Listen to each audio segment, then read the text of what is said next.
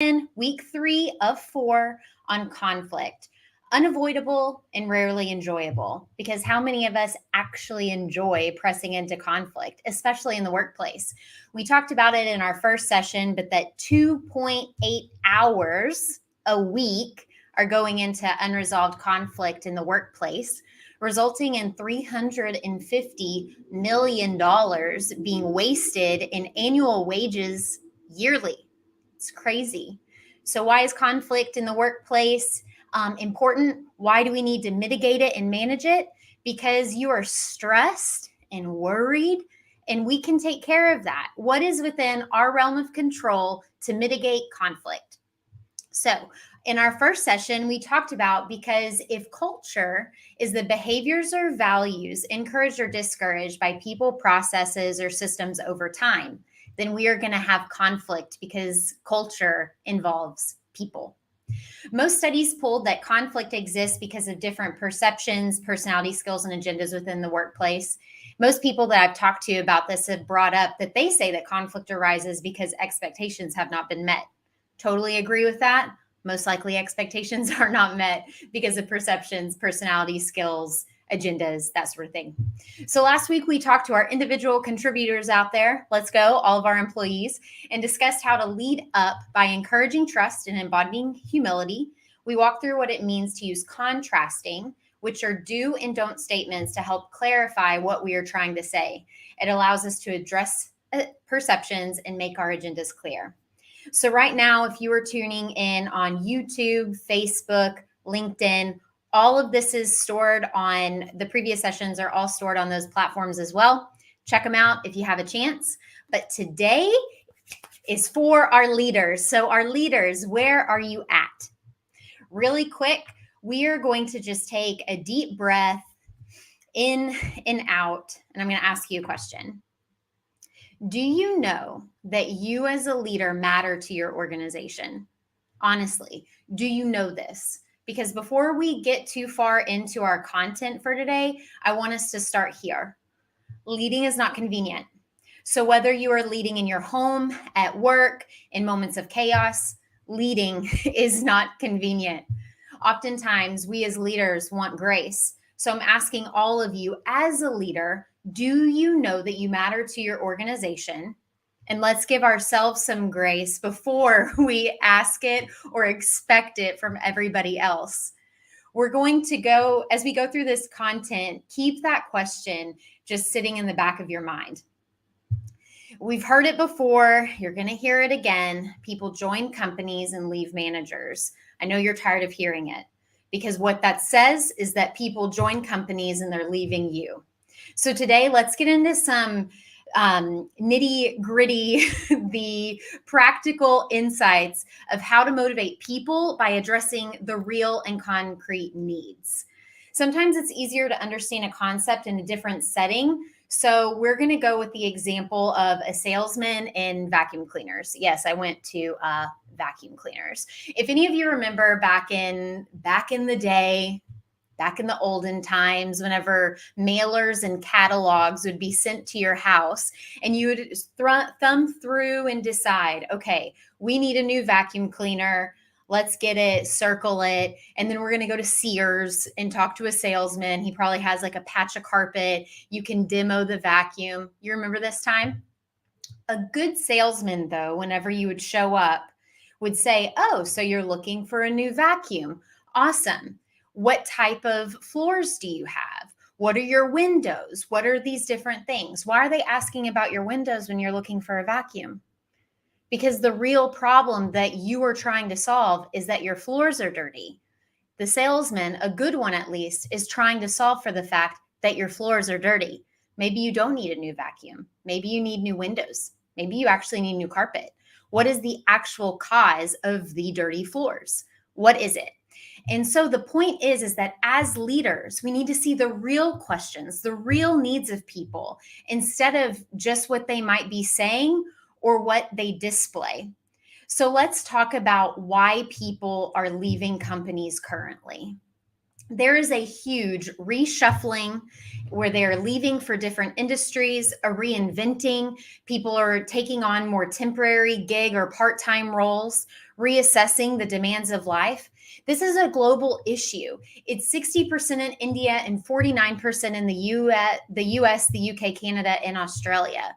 40% within this same poll from McKinsey, 40% of employees said that they were interested in leaving their employer in the future. So why are they leaving? We talked about this last time, but in this McKinsey study, 1/3 are leaving for not having caring leaders, another third for unsustainable work expectations, and a third for lack of career development and advancement potential.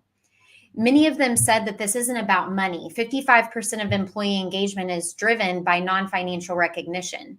So while 55% is non-financial recognition, this means that 45% of it, though, in the study didn't break down what specifically the other factors were, but 45% of it, financial recognition is somewhere in there. I can guarantee that. People need and deserve to be paid fairly and to have their needs met. If you are aware of this disparity on your team, as a leader, your employees are most likely waiting for you to act. We don't always wait to hear the baby cry before checking the diaper, if you know what I'm saying. The real need in this is that to maintain growth and development, organizations must create easy avenues to help and promote flexibility, work-life balance, and emotional resilience, all of which lend themselves to a more sustainable working model focused on productivity and well-being. So, if we're looking at the real needs, it's seeking help. Processes and communication.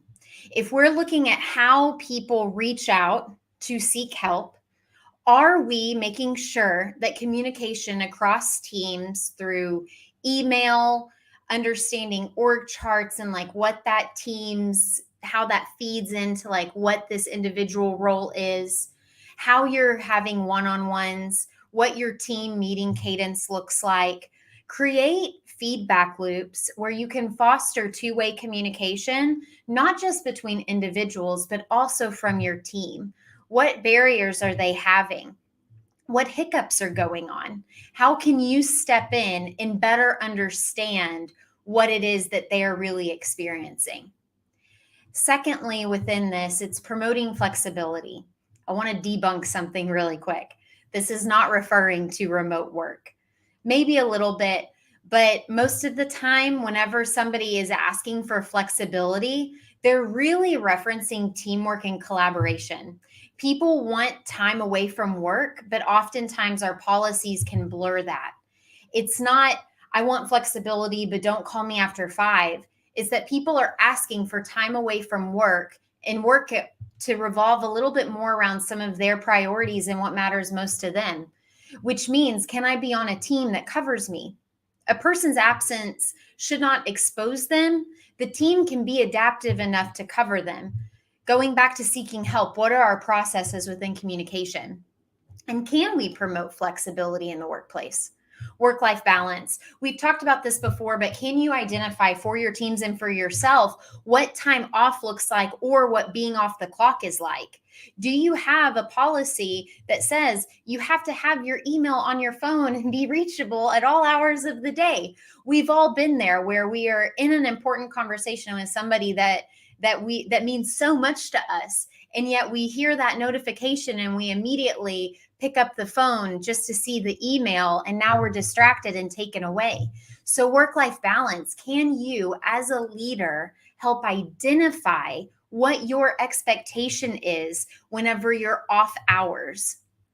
CEOs, if any of you are listening to this, you are always on. You are a special breed. And I really respect it. I'm married to a CEO and an entrepreneur, and I see it firsthand. But whenever you hold people to your work ethic, you will continually be frustrated. Can you identify what work-life balance is going to look like for your people so they are not burned out, stressed out, and distracted from the things that matter most to them? Emotional resilience was the last thing in our quote, and I will read it our quote one more time before the end of this time. But emotional resilience, we really can refer to this more as adaptive performance. So psychology points to emotional resilience as being a trait that it can be developed. So help people develop it. Dr. Elizabeth Scott says that emotional resilience refers to one's ability to adapt to stressful situations or crises. More resilient people are able to roll with the punches and adapt to adversity without lasting difficulties. Less resilient people have a harder time with stress and life changes, both major and minor. So I'm going to read our quote one more time. The real need identified. To maintain growth and development, organizations must create easy avenues to help people and promote flexibility, work-life balance, and emotional resilience, all of which lend themselves to a more sustainable working model focused on productivity and well-being. As a leader, we do not force change. We do not make change happen. We cultivate change through influence. So how can you gain influence, which is in turn going to help mitigate conflict within you and your teams? You build individual relationships and buy-in. How is this achieved? Integrity. Integrity is so much more than just, what you do whenever nobody else is watching. In the traditional statement of integrity, random fact, 58% of companies have integrity listed in their mission, vision, or value statements. So integrity, we say that it's important within the context of business, but as leaders, how can we embody it? It's doing what you say you will, and then how you talk about others when they are not in the room. Those are just two things to practically practice. Doing what you say you will do, and how you talk about others when they are not present. How to gain influence. Number 2, giving mission and vision. This is the context of who we are and what we're doing. Often we hear the point from AAP side. Often what we hear is, what's the point of rules if we aren't going to follow them? The same rules don't apply to the entire organization. In giving mission and vision, whenever we can point people back to who we are and what we're doing on your team, it leads them towards a place of strategy. It's not about chasing shiny objects or chasing the next big thing. It's about hope and potential. That is what you're able to instill whenever you have influence, is hope and potential into people. If you have high achievers on your team, I guarantee this is probably why they're frustrated 9 times out of 10, and you keep running into conflict with them, is because they desire strategy and direction. And oftentimes it just feels like we're running to this fire, to the next fire, to the next fire, that everything is urgent and nothing is really important. So let's talk about how you can develop teams of people instead of just having a bunch of individual contributors. Deploy a team. If we only focus on one kid at a time instead of where we're leading the entire family, we're constantly going to be frustrated because we miss one thing, and then we're trying to just solve everything, and we're constantly on this hamster wheel. So if we know we want people to be a part of something bigger than themselves on this conquest for purpose and community, let's unify the team. Create urgency around one opportunity, just one. Pick one opportunity that you have within your organization, something that might be keeping you up at night. Lead with vulnerability.